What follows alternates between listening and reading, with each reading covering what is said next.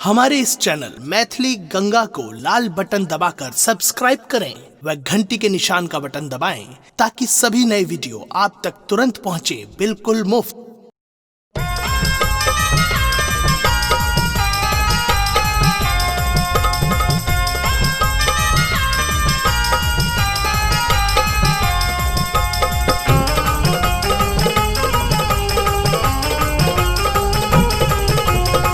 अपने सुन रही थी गंगा कैसेट की प्रस्तुति।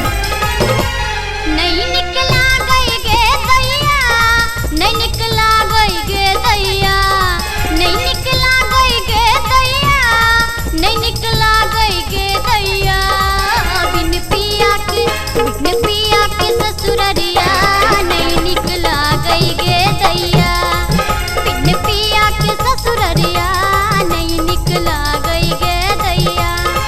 नहीं निकला गई गे दैया, नहीं निकला गई गे दैया, नहीं निकला गई गे दैया, नहीं निकला गई गे दैया।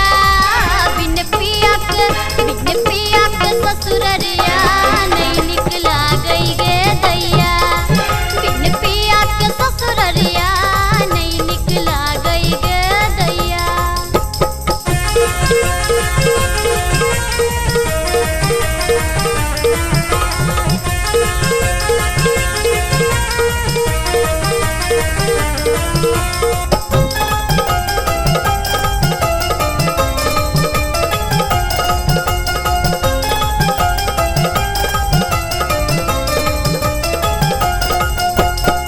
झुमका कंगना किछु ने भावे साड़ी जोड़ा, झुमका कंगना किछु ने भावे साड़ी जोड़ा।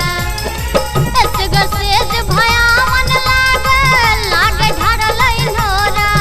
बिन पिया के ससुररिया नहीं निकला गई गे दैया, बिन पिया के ससुररिया नहीं निकला गई गे दैया।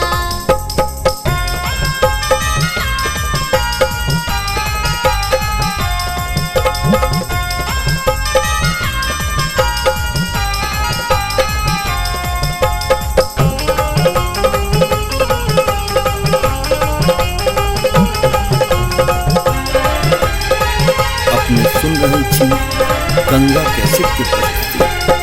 सासुक बोली ओले सन चैनन दिक बोल अंगोरा, सासुक बोली ओले सन चैनन दिक बोल अंगोरा।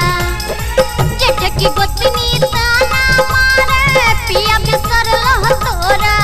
बिन पिया के ससुररिया नहीं निकला गई गे दैया, बिन पिया के ससुररिया नहीं निकला गई गे दैया।